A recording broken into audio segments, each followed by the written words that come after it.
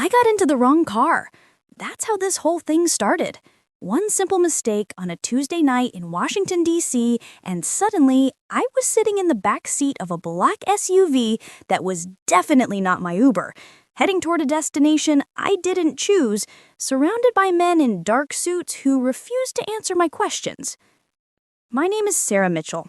I'm 27 years old, and I work as a data analyst for a consulting firm in D.C. Or at least, I did. Before that wrong ride changed everything. Let me take you back to the beginning, because none of this makes sense without context. It was a normal Tuesday evening. I had stayed late at the office, working on a presentation for a client meeting the next day.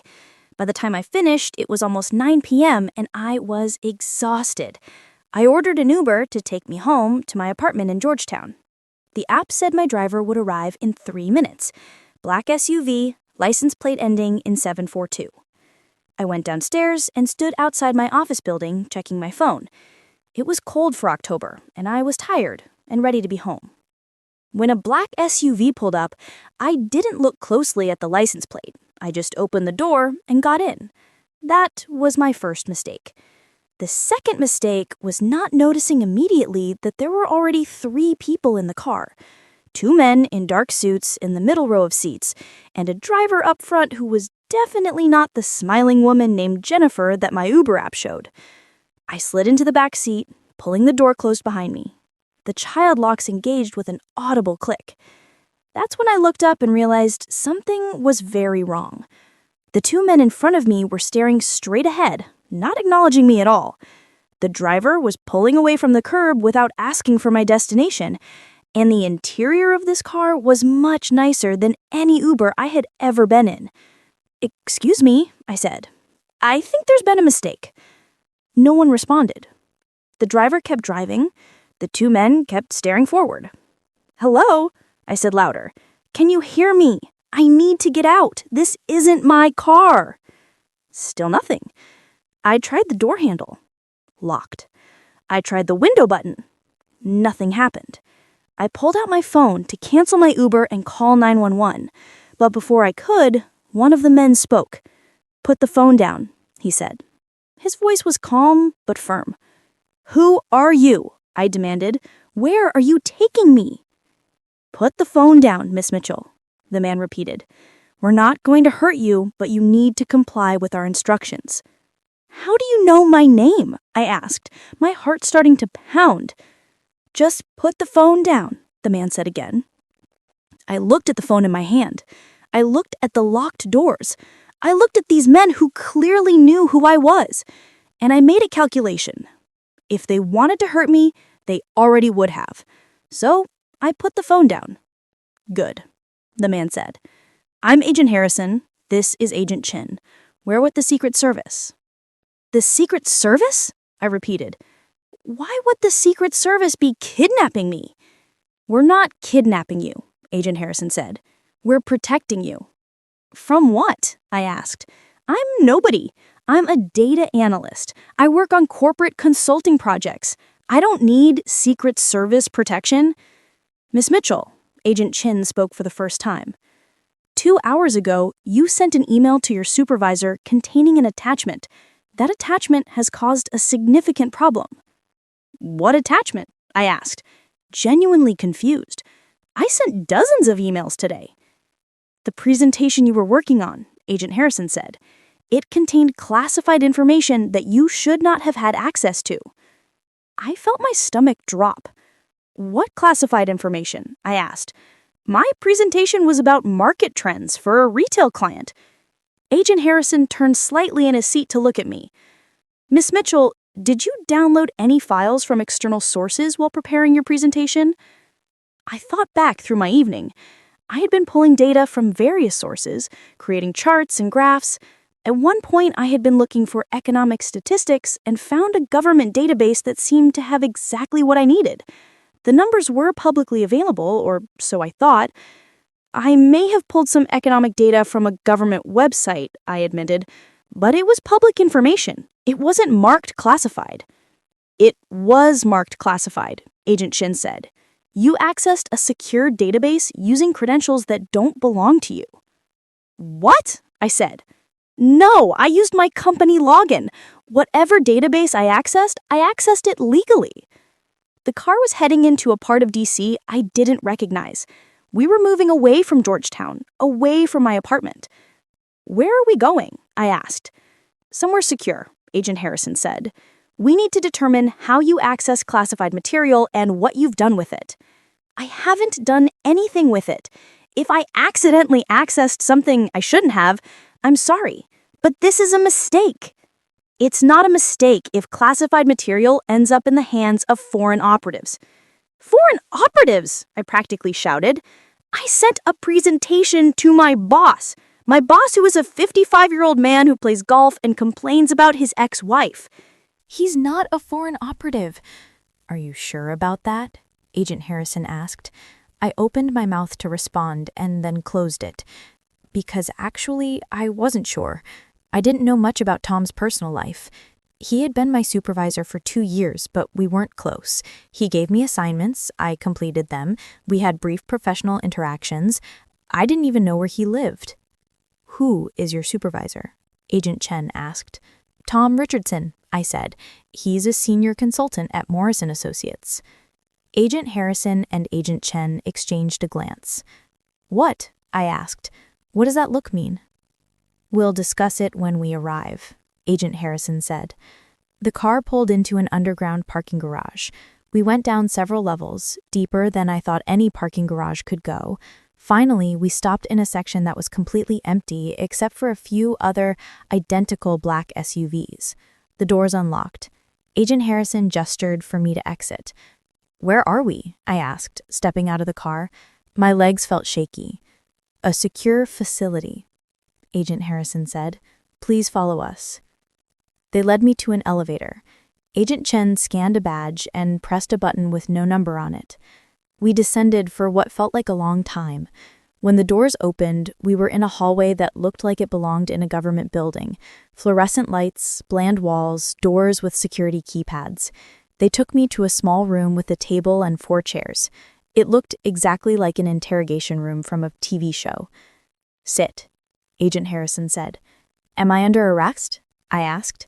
No, Agent Harrison said, but we do need to ask you some questions. Do I need a lawyer? I asked. You can request one, Agent Chen said, but that will significantly delay this process, and right now, time is important. I sat down. They sat across from me. Agent Harrison pulled out a tablet and set it on the table. Miss Mitchell, he said, tell us everything about your work today. What time you arrived at the office, what projects you worked on, what websites you visited, who you communicated with, everything. So I told them. I had arrived at work at 8:30 a.m. I had attended a morning meeting with my team. I had spent the day working on 3 different client projects. The presentation I had been finishing in the evening was for a retail client who wanted market analysis for expanding into new regions. I needed economic data, demographic information, consumer spending patterns. I had pulled information from various sources, census data, Labor Department statistics, Federal Reserve reports. At some point, I found a database that had exactly the economic indicators I needed. I thought it was a public government database. I entered my work credentials, the same ones I use for accessing other research databases. I downloaded some spreadsheets and incorporated the data into my presentation. That's it. What was the URL of the database? Agent Chen asked. I don't remember, I said. I had a lot of tabs open. I can check my browser history when I get my computer. We already have your computer, Agent Harrison said, and your phone. When? I asked. While you were working, Agent Chen said. We sent a team to your office. So you broke into my office? I asked. We had a warrant, Agent Harrison said. Miss Mitchell, the database you accessed contains economic intelligence that's classified at the highest levels. It's information about international financial systems, strategic resource allocation, things that could impact national security if they fell into the wrong hands. But I didn't know that, I said. There was no warning, no classification markings, nothing that indicated I shouldn't be there. Yet you were there, Agent Chen said, using credentials that allowed you to access material far above your clearance level. I don't have a clearance level, I said. I'm not a government employee. Exactly, Agent Harrison said. So how did your credentials grant you access to classified material? I have no idea, I said. Maybe it was a computer error, a glitch in the system. Or maybe someone gave you those credentials specifically so you could access that material, Agent Chen suggested. Who would do that? I asked. You tell us, Agent Harrison said. Let's talk about Tom Richardson. What about him? I asked. How long have you worked for him? 2 years, I said. How did you get the job? I applied, I said. Normal job application process. I saw a posting online, I submitted my resume, I did 3 rounds of interviews, I got hired. Did you ever meet Tom Richardson before you started working for him? Agent Harrison asked. No, I said. The first time I met him was my first day of work. Are you sure? Agent Chen asked. Have you ever traveled internationally? Of course I'm sure, I said. And yes, I've traveled. I studied abroad in London during college. I've been to Canada and Mexico. I went to France last year with my friend. Did you meet anyone unusual during those trips? Anyone who asked a lot of questions about your work or your background? No, I said. I'm a tourist. I see museums and eat food and take pictures. I don't meet international spies. Agent Harrison and Agent Chen looked at each other again. This is ridiculous, I said. You're treating me like I'm some kind of criminal. I made a mistake. I accessed a database I shouldn't have. I'm sorry. But I didn't do it intentionally. And I certainly didn't share classified information with anyone. You sent the presentation to Tom Richardson, Agent Chen pointed out. Yes, I said. My boss. The person I was preparing the presentation for. Tom Richardson doesn't exist, Agent Harrison said. I stared at him. What? The man you know as Tom Richardson is not who he claims to be, Agent Harrison continued. His identity is fabricated. The credentials he used to establish employment at Morrison Associates are false. Morrison Associates itself is a front company. What are you talking about? I asked. I've worked there for 2 years. It's a real company with real clients. Some of the clients are real, Agent Chen said. But the company is owned through a series of shell corporations that trace back to a foreign intelligence service. You're saying I work for spies? I asked. This is insane. We're saying you've been working for a front company without knowing it, Agent Harrison said, and someone, possibly Tom Richardson, gave you credentials that allowed you to access classified information. Then they had you incorporate that information into a presentation that would be sent to them, giving them plausible deniability. If anyone caught on, you would be the one who accessed the classified material, not them. I felt sick. This couldn't be real. I had a normal job. I had coworkers I ate lunch with. I had performance reviews and health insurance and a 401k. How could it all be fake? I need to call my parents, I said. I need to talk to someone. Not yet, Agent Chen said. We need to finish this debrief first. Am I in trouble? I asked. Are you going to charge me with something? That depends, Agent Harrison said. On what? On whether you're willing to help us, Agent Harrison said. Help you do what? I asked. We need to understand the full extent of this operation, Agent Chen explained. We need to know who else is involved, what other information has been compromised, what the end goal is. And we think you can help us figure that out.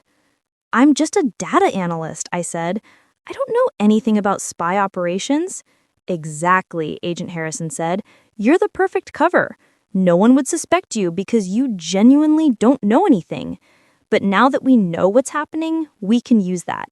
You want me to spy on my boss, I said. You want me to go back to work and pretend nothing happened. We want you to continue your normal routine, Agent Chen said. But now you'll be aware of what you're looking for. You'll document everything. Every interaction with Tom Richardson, every project you work on, every unusual request. And you'll report back to us. And if I say no, I asked, then we have to assume you're part of the operation, Agent Harrison said, and we'll have no choice but to pursue charges against you for accessing classified material. "That's not fair," I said. "I didn't do anything wrong." "You accessed classified information and sent it to a foreign operative," Agent Chen said. "Intent doesn't matter in national security cases." I felt trapped. These people were telling me my entire job was a lie, that I had been unknowingly working for foreign spies, that I had committed a crime I didn't even know I was committing, and now they wanted me to become an informant. "Do I have a choice?" I asked. "Everyone has a choice," Agent Harrison said, "but some choices have better outcomes than others." "Fine," I said, "I'll help you. But I want protection. If Tom Richardson is really a spy and he finds out I'm working with you, I could be in danger." "We'll keep you safe," Agent Chen promised. "We'll be monitoring you constantly. If anything seems off, we'll pull you out immediately." Over the next 2 hours, they briefed me on what to look for.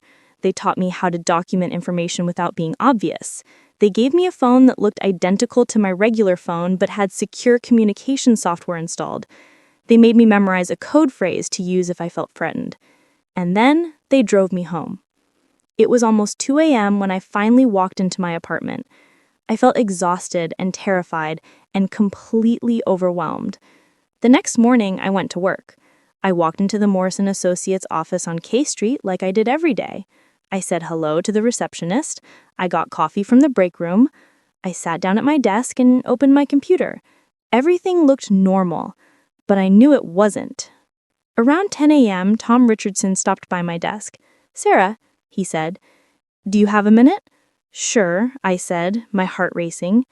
We went to his office. He closed the door. "I wanted to talk about the presentation you sent me last night," Tom said. "I reviewed it this morning, and I have some concerns." "What concerns?" I asked, trying to keep my voice steady. "Some of the data sources seem unusual," Tom said. "Where did you find this economic information?" "I accessed a government database," I said, "the same way I always do for research projects." Tom looked at me carefully. "Which specific database?" "I don't remember the exact URL," I lied. "I had multiple tabs open." "Why? Is there a problem with the data?" Tom was quiet for a moment. Then he said, "I think we should table this presentation for now. Focus on other projects." "But the client meeting is tomorrow," I said. "We can reschedule," Tom said. "I'll handle it." "Tell me about the database, Sarah. What did the login screen look like?" I felt my pulse quicken. Agent Harrison and Agent Chen had prepared me for this. If Tom asked too many questions about the database, it meant he was trying to determine what I knew. "I really don't remember," I said. "I was working fast. I just needed the numbers." "Tom, did I do something wrong?" "No," Tom said.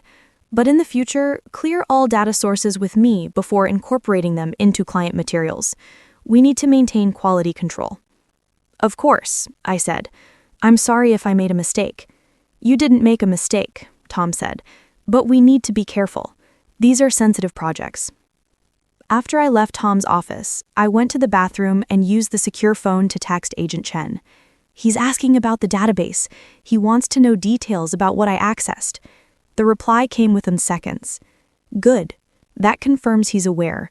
Continue acting normal. Document everything he says." For the next week, I lived a double life. At work, I was Sarah Mitchell, data analyst, trying to do my job while Tom Richardson watched me more closely than usual. At home, I was Sarah Mitchell, informant, spending hours on secure calls with Agent Chen and Agent Harrison, reporting every detail of my day. They told me things I never wanted to know. Tom Richardson's real name was probably Dmitry Volkov, though they weren't certain. He had been operating in D.C. for at least 5 years under various identities. Morrison Associates was one of several front companies he used to place operatives in positions where they could access sensitive information. The goal was corporate and government espionage. They would hire normal Americans, people with clean backgrounds and no idea they were being used, and slowly manipulate them into accessing information that could be useful. Most of the time, the targets never knew they were doing anything wrong. I was one of dozens of people who had been working for these front companies, but I was the first one who had been caught in the act and agreed to cooperate. The training happened fast. Agent Chen met me 3 times that first week at various locations around DC. Once at a coffee shop in Adams Morgan, where we sat 2 tables away and we communicated through secure text. Once at the National Gallery of Art, where we walked through the sculpture garden pretending to be strangers. Once in a parking garage at midnight, where I sat in his car for 45 minutes learning tradecraft. "This is how you document conversations," he explained, showing me a small recording device disguised as a pen. "Keep it in your pocket. Press the top twice to start recording, twice again to stop. The files automatically upload to our secure server." "What if Tom finds it?" I asked. "He won't," Agent Chen said. "It looks exactly like a normal pen, and even if he does find it, it will just look like a pen that doesn't work." "But he could still get suspicious," I pointed out. "Then you activate your panic signal," Agent Chen said. He showed me a fitness tracker that looked like the kind everyone wears. "This monitors your heart rate and steps like a normal tracker," he said. "But if you press and hold the button for 5 seconds, it sends an emergency alert to our team. We can be to your location in under 2 minutes anywhere in downtown DC." "2 minutes is a long time if someone is threatening me," I said. "Which is why you also have this," Agent Chen said. He handed me a small canister that looked like pepper spray. "It is pepper spray," he confirmed, "but it's also a tracking beacon and listening device. If you activate it, we know immediately that you're in danger, and we can hear everything that's happening." I took the devices and felt the weight of what I was doing settle over me. I was going to spy on my boss. I was going to record conversations and document meetings and try to gather evidence against someone who might be a trained intelligence operative. A trained operative who might figure out what I was doing. Agent Chen must have seen my face because he put his hand on my shoulder. "Sarah, you can still back out," he said. "We can arrange protection for you without requiring you to gather intelligence, but we won't have the same case against the network." "I know," I said. "I'm not backing out. I'm just scared." "Fear is good," Agent Chen said. "It will keep you alert. Just remember, you're not alone. We're watching." That first week back at work was the longest of my life. Every interaction with Tom felt loaded with hidden meaning. Every email I sent felt like evidence. Every project I worked on felt like a test. Tom was definitely acting different. He stopped by my desk more often, always with casual questions that felt like interrogations. "How's your family?" he would ask. Are you talking to them much these days? They're fine, I would say. We talk a couple times a week. What do you talk about? Tom would ask with a smile that didn't reach his eyes. Normal stuff, I would say. My mom tells me about her garden. My dad complains about his golf game. Just family things. Tom would nod and walk away. But I knew he was trying to determine if I had told my family anything about work, if I had mentioned the classified database or raised any concerns. The second week, Tom assigned me a new project. It was research for a client I had never heard of, a European investment firm that wanted analysis on American infrastructure, transportation systems, power grids, water treatment facilities. "Can you tell me more about this client?" I asked Tom when he gave me the assignment. "What kind of analysis are they looking for specifically?" "They're considering investments in American infrastructure," Tom said. "They want to understand the vulnerabilities and opportunities." Vulnerabilities seemed like a strange word for an investment analysis, but I nodded and said I would get started. That night, I met Agent Harrison at a 24-hour diner in Arlington. I showed him the assignment details on my work laptop. "This is it," Agent Harrison said, reading through the project scope. "This is what they're really after." "Infrastructure vulnerabilities?" I asked.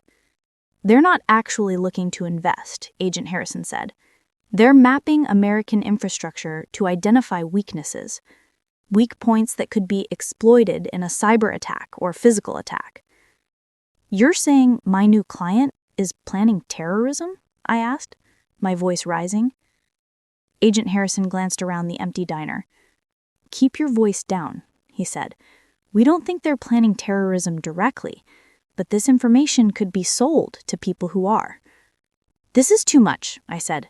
"I can't do this. I can't help them map vulnerabilities in American infrastructure. You're not helping them, Agent Harrison said. You're helping us. Do the research, document everything Tom tells you about the project, and feed them false information. False information? I repeated. We'll give you data to include in your analysis, Agent Harrison explained. Real enough to seem legitimate, but useless or misleading enough that if they try to act on it, they won't succeed. So I'm going to lie in my work product, I said. You're going to protect your country, Agent Harrison corrected. There's a difference. For the next 3 weeks, I worked on that infrastructure project. Tom checked my progress daily. He wanted detailed information about power grid management, water system security, transportation network coordination. I gave him exactly what Agent Harrison told me to give him, data that looked real but had subtle errors, vulnerabilities that didn't actually exist, security measures that were outdated or fictional. And I recorded every conversation, every meeting where Tom specified what information he needed, every email where he pushed for more detail about specific systems. The pen device worked perfectly. I would sit in Tom's office, taking notes with my special pen, and everything was recorded. At night, I would log into the secure server and see that the files had uploaded. Agent Chen or Agent Harrison would leave comments confirming they had reviewed the recordings. Around week 4, something changed. Tom called me into his office on a Friday afternoon. Sarah, he said, I have an opportunity for you. What kind of opportunity? I asked. One of our senior partners is hosting a dinner tomorrow night, Tom said. Several important clients will be there. I think you should attend. It would be good for your career to network with these people. I don't usually go to client dinners, I said. I'm just an analyst. You're a talented analyst, Tom said, and these clients have specifically expressed interest in meeting the person behind the infrastructure research. They want to meet me? I asked. Why?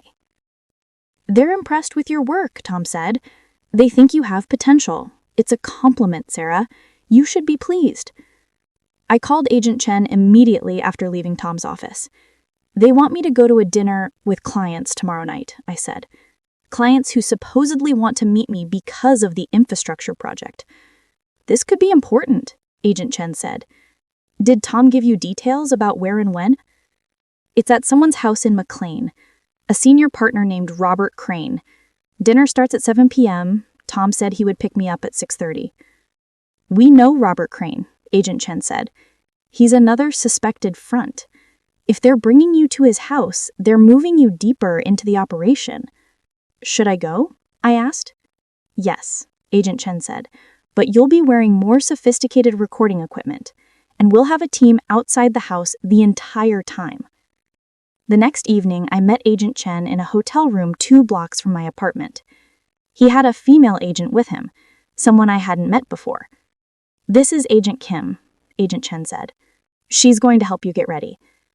Agent Kim smiled at me. Don't worry, she said. We've done this hundreds of times. She showed me the equipment, a necklace with a tiny camera embedded in the pendant, earrings that were actually microphones, a clutch purse that contained a GPS tracker and emergency beacon. You'll look completely normal, Agent Kim said, as she helped me put on the devices, but you'll be recording video and audio of everything. The feed goes directly to our surveillance van. We'll be monitoring in real time. What if they search me? I asked. They won't, Agent Chen said. You're not a suspected operative. You're an employee they're trying to recruit deeper into the network. They want you to trust them, not fear them. Tom picked me up at exactly 6:30. He was driving a different car than usual, a luxury sedan that looked expensive. You look nice, he said when I got in. Thank you, I said. I'm a little nervous. I don't usually do client dinners. You'll be fine, Tom said. These are friendly people. Just be yourself. The drive to McLean took 30 minutes. Robert Crane's house was enormous. A gated property with a long driveway leading to a modern mansion. There were already several cars parked outside. luxury vehicles, diplomatic plates, the kind of cars that wealthy and powerful people drive. Tom led me inside. The house was beautifully decorated, all modern furniture and expensive art. There were about 20 people already there, standing in small groups with cocktails. Robert Crane greeted us at the door. "Tom," he said warmly, "and this must be Sarah. I've heard excellent things about your work."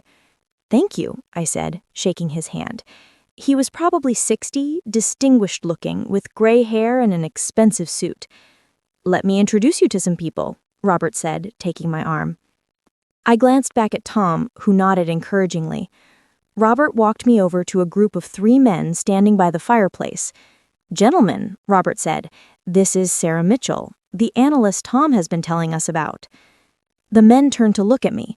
They were all older, probably in their 50s and 60s. 2 of them looked European. The third looked Middle Eastern. "Sarah," Robert said, "this is Henrik Larsson from Copenhagen, Bernard Mercier from Paris, and Amir Nazari from Dubai. They're all interested in the infrastructure project you've been working on." "It's nice to meet you," I said, shaking hands with each of them. "Your analysis has been very thorough," Henrik said. He had a strong accent. "The level of detail is impressive." "Thank you," I said. I tried to be as comprehensive as possible. "We have some questions," Bernard said, "about specific systems. Would you be willing to discuss your research?" "Of course," I said. "That's why I'm here." For the next 30 minutes, they asked me detailed questions about American infrastructure, power grid vulnerabilities in the Northeast, water system security in major cities, transportation network coordination between federal and local authorities.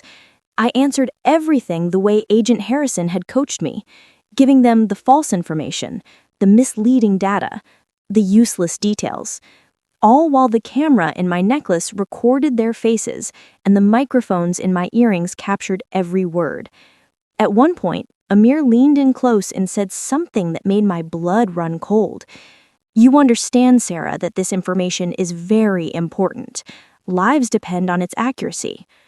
"I understand," I said, trying to keep my voice steady. Then he smiled. "Good," he said. "We wouldn't want anything to happen to you or your family because of bad information." Was that a threat? I couldn't tell, but my heart was racing. After dinner, Tom drove me home. "You did great tonight," he said. "Robert and the clients were very impressed." "I'm glad," I said. "What happens now?" "Now we wait to see if they want to move forward with the next phase," Tom said. "Next phase?" I asked. "There are other projects," Tom said. "Bigger projects. If tonight went well, you'll be invited to work on them." As soon as I got home, I called Agent Chen. "They threatened me," I said. "One of the men, Amir, he implied that bad information could result in something happening to me or my family." "We heard," Agent Chen said. "We were listening to everything. Are you okay?" "No," I said. "I'm terrified. I'm gathering intelligence for foreign operatives who are threatening my family. How is any of this okay?" "You're doing important work," Agent Chen said, "and we won't let anything happen to you or your family. In fact, we've already assigned protective surveillance to your parents in Ohio. We have agents watching them right now." "You're protecting my parents?" I asked. "Of course," Agent Chen said. "You think we would let you do this without protecting everyone connected to you?" I felt tears building. I had been so focused on my own fear that I hadn't even thought about my parents being in danger. "Sarah," Agent Harrison's voice came on the line. "We need to talk about what happens next." "What do you mean?" I asked. "The dinner tonight was a test," Agent Harrison said. "They were evaluating whether you could be trusted with more sensitive operations. Based on how it went, we think they're going to try to recruit you for something bigger, something that will give us the evidence we need to take down the entire network." "What kind of something?" I asked. "We don't know yet," Agent Harrison admitted. "But when they make their move, you need to be ready." "I'm not sure I can do this anymore," I said. "Every day I'm more scared. Every interaction with Tom feels more dangerous." "You can stop whenever you want," Agent Harrison said. But Sarah, you should know that what you're doing is making a real difference. The intelligence you've gathered has already led to 3 arrests of people connected to this network. We're building a case that will protect thousands of Americans from being exploited the way you were. But I feel like I'm going to get caught, I said. Like Tom is going to figure out what I'm doing, and then I'm going to disappear. You're not going to disappear, Agent Chen said firmly. We won't let that happen. 3 days later, Tom called me into his office. I've been authorized to offer you a promotion, he said. A promotion? I repeated. Senior analyst, Tom said. Significant pay raise. And you'll work on more advanced projects that require a higher security clearance. I don't have a security clearance, I said. We can arrange one, Tom said. It's a special clearance for contractors working on sensitive government projects. You'll need to fill out some paperwork and go through a background check, but it should be straightforward. This is what Agent Harrison had predicted. They were trying to give me access to even more classified information, making me think I was getting a legitimate clearance, when really they were setting me up to be an even more useful asset for their espionage. What kind of projects? I asked. Defense contracts, Tom said. Intelligence agency consulting, high-level strategic planning, the kind of work that really matters. I need to think about it, I said. Of course, Tom said. Take the weekend. But Sarah, this is a big opportunity. Don't let it pass you by. That night, I met with Agent Chen and Agent Harrison at a safe house in Alexandria. This is it, Agent Harrison said. This is them trying to move you into position for major espionage. If you accept this promotion, you'll be given access to information that could seriously harm national security if it fell into their hands. So I say no, I said. You could, Agent Harrison said, or you could say yes and we use it to catch them in the act. You want me to pretend to get a security clearance and access defense information? I asked. We want you to go through the motions of getting a clearance, Agent Chen clarified. We'll be controlling what information you actually access. Anything you give to Tom will either be false or part of a controlled disclosure designed to expose the network. How long would this go on? I asked. Weeks? Months? As long as it takes, Agent Harrison said, but probably not more than a few months. We're close to having enough evidence to move on the entire operation. We just need the final pieces. I thought about my life before all this. My normal job, my normal apartment, my normal concerns about deadlines and grocery shopping. That life seemed impossibly far away now. Okay, I said, I'll do it, but I want something in return. What? Agent Chen asked. I want witness protection, I said, for me and my family. When this is over, I don't want to spend the rest of my life looking over my shoulder, wondering if someone from this network is coming for revenge. We can arrange that, Agent Harrison said. On Monday, I told Tom I would accept the promotion. He smiled, the first genuine smile I had seen from him in weeks. Excellent choice, he said. You won't regret this. The next 2 months were the most intense of my life. I went through a fake clearance process that looked real, but was actually being orchestrated by Agent Harrison's team. I attended meetings at locations I was told were government facilities, but were actually FBI staging areas. I was given documents that looked classified, but were actually fabricated. And through it all, I recorded everything. Every meeting with Tom, every conversation with Robert Crane, every interaction with the foreign clients. The camera necklace became my daily jewelry. The recording pen became my constant companion, and slowly, steadily, we built a case. Agent Chen showed me some of the evidence we had gathered, financial records showing money flowing from foreign intelligence agencies to the front companies, communications between Tom and his handlers, testimony from other people who had been manipulated by the network, people who agents had convinced to cooperate after I had opened the door. You've helped us identify 15 different front companies, Agent Chen said one night, and over 40 operatives working in the DC area. This is one of the largest counterintelligence operations we've run in years. When will it end? I asked. Soon, Agent Chen said. We're almost ready to move. And then, in early December, everything came to a head. Tom called me into his office and closed the door. Sarah, I need you to do something for me. What? I asked. "There's a document I need you to access," Tom said.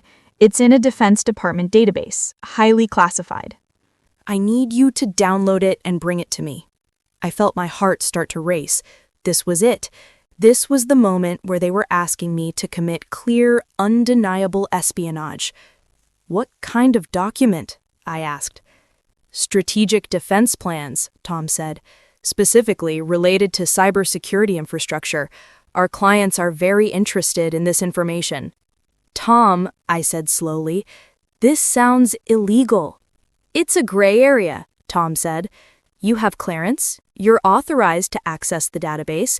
What you do with the information after that is just sharing it with your supervisor." "That's not how clearance works," I said. "I'm pretty sure I can't just download classified documents and give them to private contractors." "Sarah," Tom's voice changed, became harder. "You've been accessing classified information and sharing it with us for months now. You're already implicated. If you stop now, if you refuse to cooperate, I can't protect you from the consequences." That was an explicit threat, and it was recorded. "Are you threatening me?" I asked. "I'm explaining reality," Tom said. "You're part of this operation whether you want to be or not. The only question is whether you're going to be smart about it." "I need to think," I said, standing up. "Sit down," Tom said. His voice was sharp now. "We're not done talking." "I need to use the bathroom," I said. "When I come back, we can finish this conversation." I left his office before he could respond. I walked quickly to the women's restroom, locked myself in a stall, and pressed the emergency button on my fitness tracker. 5 seconds later, my phone buzzed with the text from Agent Chen. "Team is moving. Stay on the bathroom until we secure the building." I waited in that bathroom stall for 12 minutes. I could hear sounds from outside, raised voices, running footsteps, someone shouting commands, and then Agent Harrison was knocking on the bathroom door. "Sarah, it's us. You're safe. Come out." I came out to find the office swarming with federal agents. Tom was in handcuffs, being led out of the building. Robert Crane was there too, also in handcuffs, looking furious. Other people I recognized from the client dinner were being arrested. "It's over," Agent Chen said.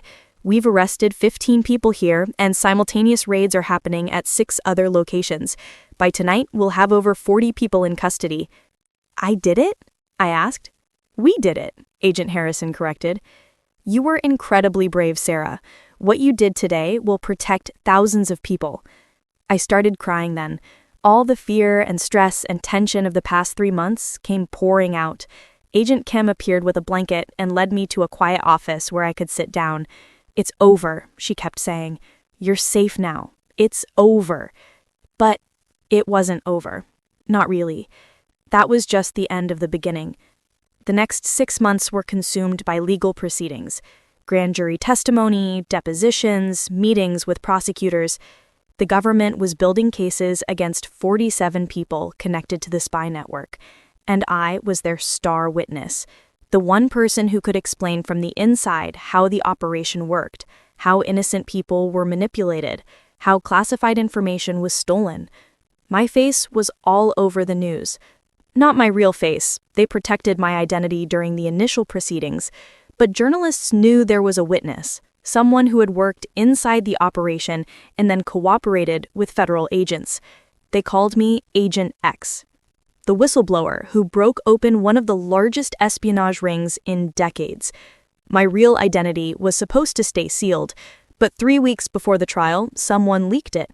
Sarah Mitchell, 27, data analyst turned star witness in federal espionage case. The headline appeared in the Washington Post on a Tuesday morning. By Tuesday afternoon, my photo was everywhere. News websites, Twitter, Facebook, reporters were camped outside my apartment. My parents were being harassed in Ohio. Journalists knocking on their door asking for comments. My phone number was leaked, and I received hundreds of calls, some supportive, many threatening. Agent Harrison arranged for me to be moved immediately to a secure location. We drove to a safe house in rural Maryland, where I would stay until the trial. "You'll be protected," Agent Harrison promised as we drove. "We have round-the-clock security. No one knows this location except essential personnel." How did my identity leak? I asked. We're investigating, Agent Harrison said. But Sarah, you need to prepare yourself. Your life is going to be very different now. You're going to be a public figure, whether you want to be or not. I don't want to be, I said. I just want to go back to my normal life. That's not possible anymore, Agent Harrison said gently. But we can give you a new normal. Witness protection, relocation, a new identity. After the trial, you can start over somewhere else. The safe house was a farmhouse on 50 acres, beautiful and isolated. There were 2 agents assigned to me at all times.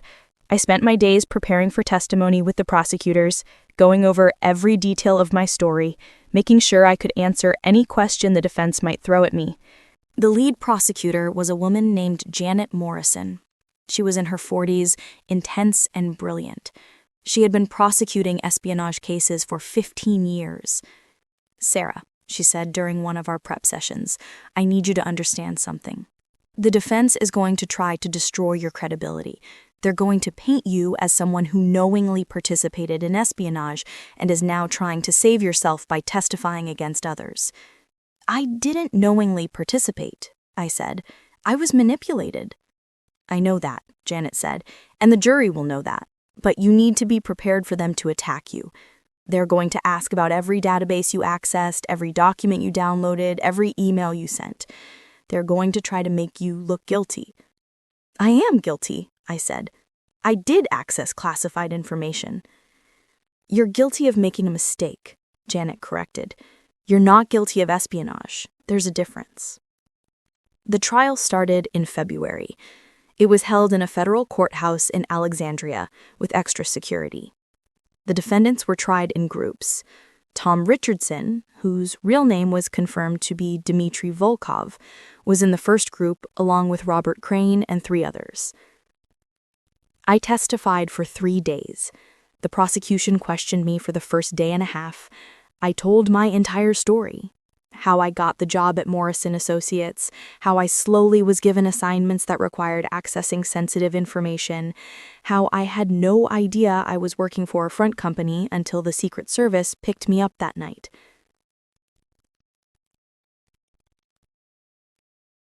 The defense attorneys were brutal. Tom's lawyer, a sharp man named Gerald Crawford, spent 6 hours cross-examining me. Ms. Mitchell, he said, you claim you didn't know Morrison Associates was a front company, but you worked there for 2 years. Are you saying you never suspected anything unusual? I never suspected, I said. It seemed like a normal consulting firm. You never wondered why your supervisor, Mr. Volkov, seemed to be particularly interested in you accessing government databases? Gerald asked. He was my supervisor, I said. I thought he was just assigning me research tasks. So you're claiming ignorance, Gerald said. Yes, I said. I was ignorant. I didn't know what was happening. But you're a smart woman, Gerald continued. You went to a top university. You graduated with honors. You've worked in data analysis for years. Are we really supposed to believe that someone as intelligent as you didn't recognize what was happening? I didn't recognize it, I said firmly, because I trusted my employer. I trusted that the work I was doing was legitimate, just like dozens of other people who worked for these front companies trusted their employers. Gerald tried to poke holes in my timeline, in my testimony about when I first became aware of the operation. He tried to suggest I had been a willing participant who only cooperated with the government to avoid prosecution. But Janet had prepared me well. I stayed calm. I stuck to the truth. And when Gerald finally sat down, I looked at the jury and said one more thing. I know how this looks, I said.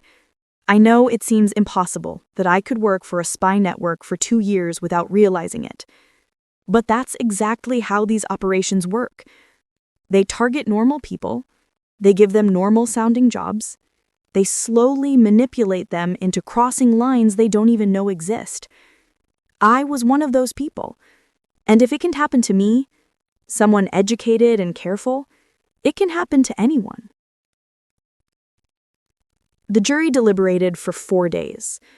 When they came back, they convicted all 5 defendants on all counts.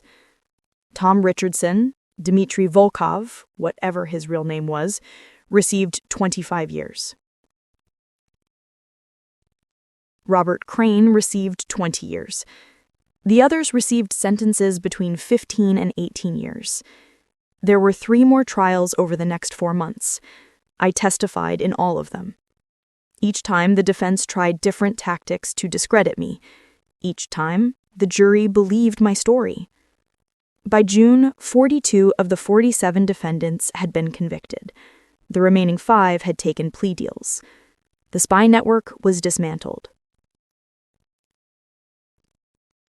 After the last trial, Agent Harrison took me to dinner at a quiet restaurant in Georgetown. "You did it," he said. "You helped take down one of the most sophisticated espionage operations we've ever encountered." "Now what?" I asked. "Now you get to decide what comes next," Agent Harrison said. "We can arrange witness protection. New identity, new location, new life. You'd be safe." I thought about it. The idea of disappearing, of becoming someone else, of never having to worry about revenge or recognition, it was tempting, but it also felt like running away. "Or," Agent Harrison continued, "you could consider working with us." "Working with you?" I repeated. "We need people who understand these operations from the inside. People who can help us identify other potential front companies, other manipulation tactics. You have a unique perspective. You could help protect other people from going through what you went through." "You want me to become an investigator?" I asked.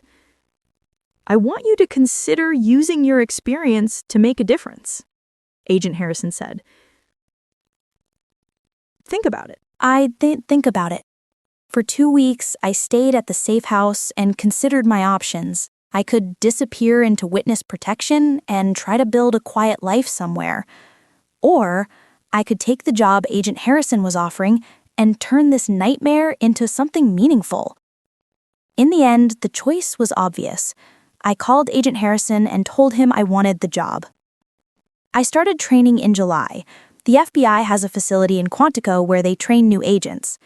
I went through an abbreviated version of the program, learning investigation techniques, surveillance, how to analyze financial records and communications to identify front companies. I was good at it. Better than I expected. My experience as a data analyst translated well to intelligence work. I could spot patterns, identify anomalies, connect pieces of information that seemed unrelated. By September, I was officially working for a joint task force focused on corporate espionage and foreign intelligence operations. My job was to analyze companies and individuals to determine if they were legitimate or fronts for foreign intelligence services. I helped develop algorithms to flag suspicious businesses, companies that had unclear ownership structures, that employed people with certain profiles, that operated in ways that didn't make sense for their stated purpose. We caught 3 more front companies in my first 6 months. Each one was similar to Morrison Associates. Each one had employees who had no idea they were working for spies. Each one, when we dismantled it, prevented classified information from being stolen. I also started speaking publicly about my experience. The government decided that rather than trying to hide me, they would use my story as a warning. I gave talks at government agencies, at universities, at private companies. I explained how sophisticated these operations were, how normal people could be targeted without knowing, how to identify warning signs. At first, it was terrifying standing in front of audiences talking about the worst experience of my life. But it got easier, and I realized that my story helped people understand the threat in a way that statistics and briefings never could. 1 year after that wrong car ride, I was invited to speak at a conference on national security. There were hundreds of people in the audience. government officials, private sector security professionals, academics studying intelligence operations. I told my story. I explained how I got into that wrong car, how the Secret Service revealed the truth, how I spent 3 months gathering evidence while terrified I would be caught. When I finished, the room gave me a standing ovation. Afterward, a woman approached me. She was probably in her 50s, professionally dressed. "Ms. Mitchell," she said, "I'm Carol Henderson. I work in contracting for the Defense Department. I think I might have a situation similar to what you experienced." We talked for an hour. She described her company, her supervisor, some assignments that seemed unusual. I took notes, asked questions, and by the end of our conversation, I was fairly certain she was working for a front company without knowing it. I connected her with Agent Harrison's team. Within a month, they had opened an investigation. Within 3 months, they had dismantled another spy ring. Carol testified, just like I had, and she became another person using her experience to help others. This became my pattern. I would speak publicly, people would approach me with concerns. I would help determine if those concerns were legitimate, and if they were, we would investigate. In my first 2 years in this job, my leads resulted in 12 investigations and 7 successful prosecutions. But it wasn't all about catching spies. A big part of my work was helping people who had been manipulated, people like me who had unknowingly worked for front companies, people who were terrified they would be prosecuted, who felt betrayed and ashamed. I became an advocate for them. I helped them understand they were victims, not criminals. I connected them with therapists who specialized in this kind of trauma. I testified on their behalf when prosecutors tried to charge them despite evidence they had been manipulated. One case stays with me. A young man named Marcus, who had worked for a front company for 3 years. He had accessed classified information repeatedly, genuinely believing it was part of his legitimate job. When the company was raided, Marcus was arrested along with the actual operatives. The prosecutor wanted to charge him with espionage. I met with Marcus in jail. He was 25 years old, terrified, convinced his life was over. He reminded me of myself at 27, sitting in that car with Agent Harrison, realizing my entire reality was not what I thought. I reviewed his case carefully. I looked at his employment records, his communications, his work product. It was clear he had been manipulated. He had no knowledge of the operation. He was a tool, not a co-conspirator. I testified on his behalf. I explained to the prosecutor and eventually to a judge that Marcus was a victim, that charging him would be unjust and would discourage other victims from coming forward. The charges were dropped. Marcus was released, and a month later, he called me to say thank you. "You saved my life," he said. "You gave me a second chance." "I'm just glad I could help," I said, because I remember what it felt like to be where you are, to feel like your life is over because of something you didn't even know you were doing. 3 years after that wrong car ride, I received an award from the FBI director for my contributions to counterintelligence. It was a ceremony in Washington with dozens of people who had worked on the cases. Agent Harrison and Agent Chen were there. Janet Morrison, the prosecutor, was there. And my parents were there, flown in from Ohio to watch their daughter receive recognition for turning a nightmare into a career. In my acceptance speech, I talked about power, about how we usually think of power as something held by politicians or CEOs or military leaders. But real power, I said, is the power to choose, the power to decide who you're going to be when everything falls apart. I didn't choose to get into that wrong car. I didn't choose to work for a spy network. I didn't choose to have my life turned upside down. But I did choose what to do after. I chose to cooperate with the investigation. I chose to testify at trials. I chose to use my experience to help others. That's power. The power to transform your worst experience into something meaningful. 4 years later, I'm still doing this work. I've helped dismantle 15 front companies. I've assisted in 30 prosecutions. I've spoken to thousands of people about how to protect themselves from manipulation. I've helped dozens of victims understand they're not criminals. And I've built a life I never expected, a life of purpose, a life where I get to protect people every single day. My apartment in DC has better security now. I'm careful about my routine, vary my routes, stay aware of my surroundings. There are still people out there who might want revenge for the spy network I helped destroy. But I'm not living in fear. I'm living deliberately. Sometimes people ask me if I regret getting into that wrong car, if I wish I had looked more carefully at the license plate, if I wish I had never stumbled into this whole situation. The answer is complicated. I regret the fear. I regret the months of terror. I regret that my parents were put in danger, and that my name became public, and that I can never have the quiet, normal life I thought I wanted. But I don't regret where it led me. I don't regret the people I've helped, or the operations I've stopped, or the difference I've made. That wrong ride gave me something I never expected: purpose, direction, a sense that my life matters in ways I couldn't have imagined when I was a data analyst worried about PowerPoint presentations and client deadlines.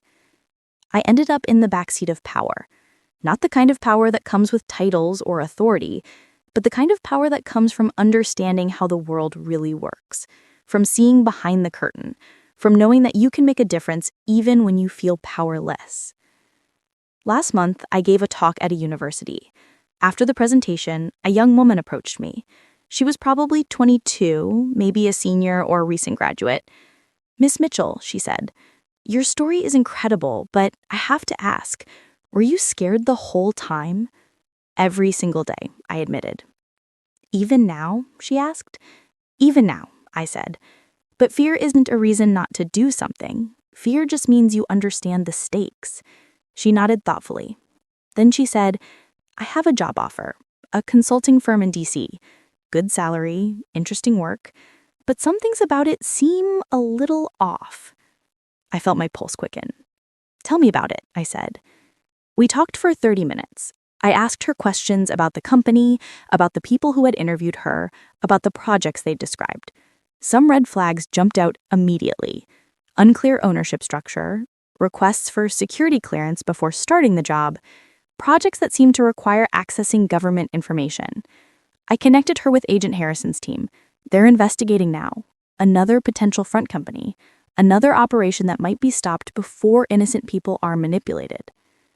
This is my life now, helping people avoid the mistakes I made, using my experience to protect others, turning that one wrong car ride into thousands of right choices.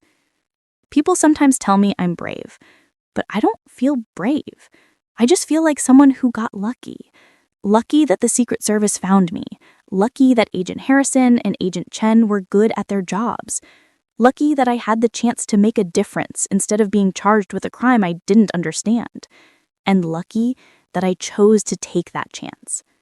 Every day, I wake up and remember where I came from. The data analyst who got into the wrong car, who discovered her life was a lie, who had to choose whether to run or fight. I chose to fight, and I'm still fighting. Fighting against the people who manipulate innocent Americans. Fighting for the victims who need advocates. Fighting to make sure that fewer people have to go through what I went through.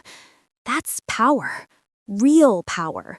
Not the power to control others or accumulate wealth or gain fame, but the power to transform your story into something that helps others. The power to take your worst experience and turn it into your greatest contribution. I took the wrong ride that Tuesday night, but it led me to exactly where I needed to be. 2 weeks after my wrong car ride, Agent Harrison came to my apartment late at night. "We have a problem," he said as soon as I let him in. "What problem?" I asked. "Tom Richardson, or Dmitry Volkov, or whoever he really is, has disappeared," Agent Harrison said. "He didn't come to work today. His apartment is empty. His phone is disconnected. He's gone." "What does that mean for me?" I asked. "It means he knows," Agent Harrison said. "Somehow he figured out that we're onto him, and if he knows we're investigating, he might know you're cooperating with us." I felt cold fear wash over me.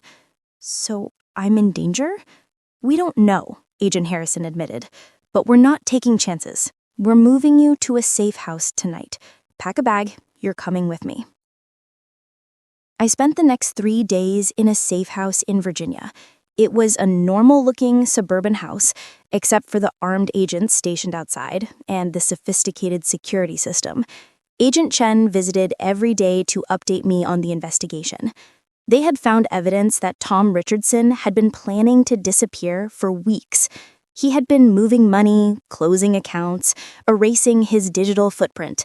The night I accessed the classified database, he must have realized it would trigger an investigation, so he set his exit strategy in motion.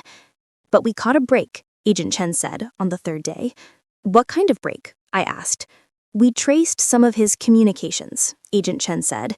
"He's been in contact with someone inside the government, someone with high-level clearance who has been feeding him information about what databases to target, what information is most useful. Someone on the inside." "That's impossible," I said.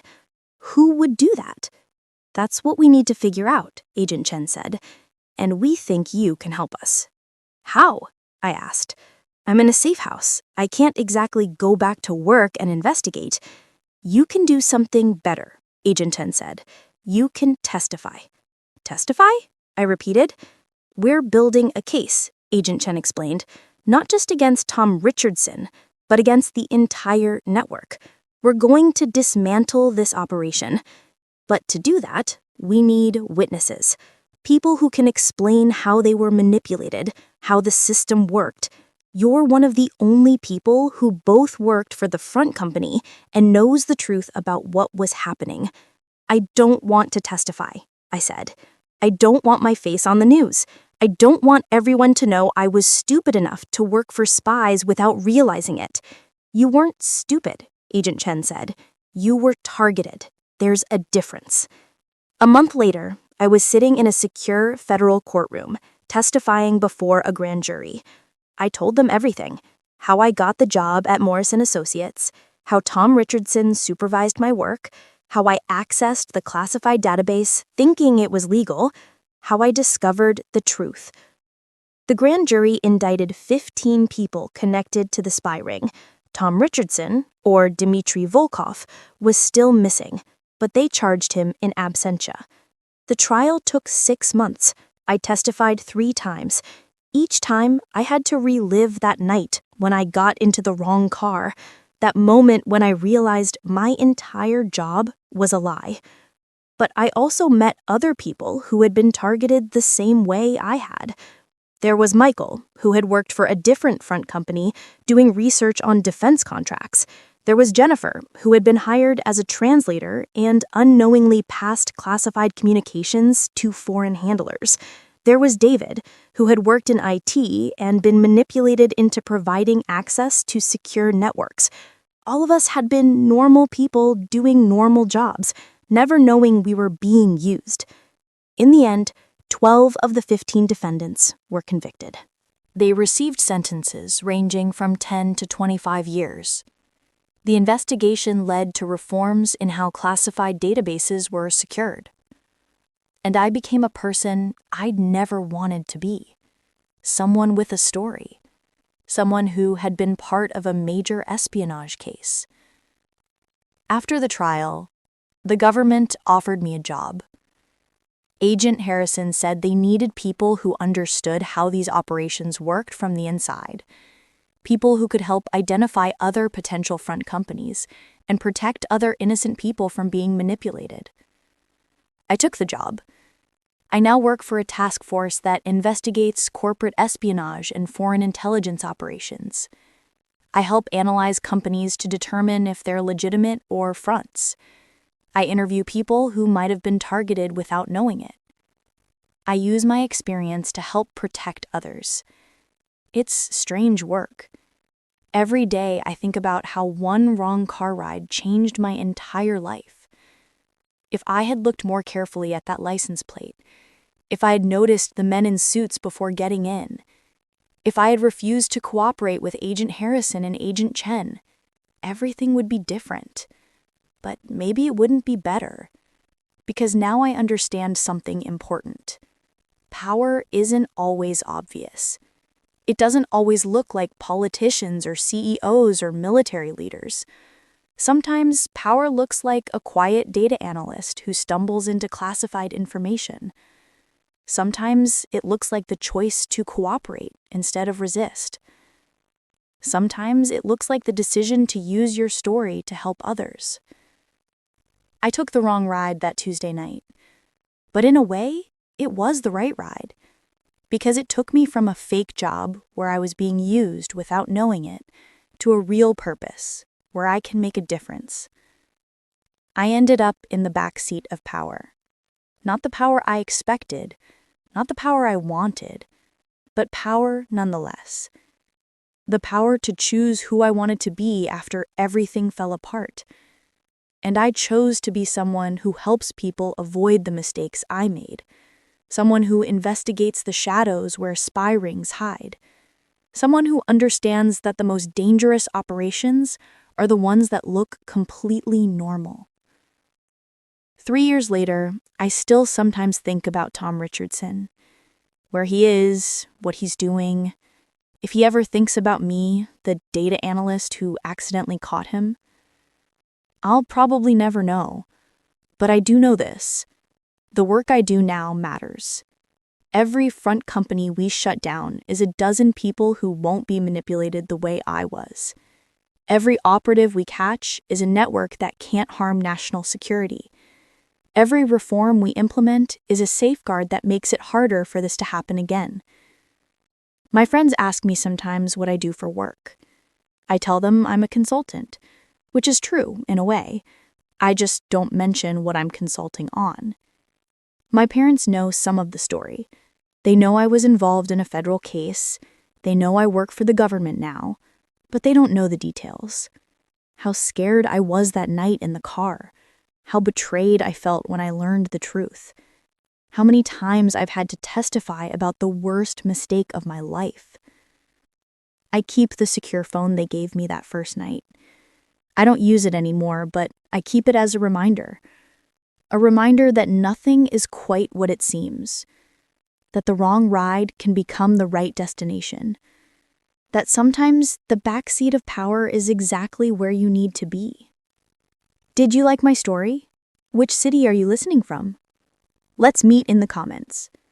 If you liked the story, you can support me by sending a super thanks so I can keep bringing more stories like this. Thank you so much for your sweet support. I'm looking forward to your comments on the story. On the screen, you can see 2 new life stories that I highly recommend. There's so much more on my channel. Don't forget to subscribe. See you in the next life story. With love and respect.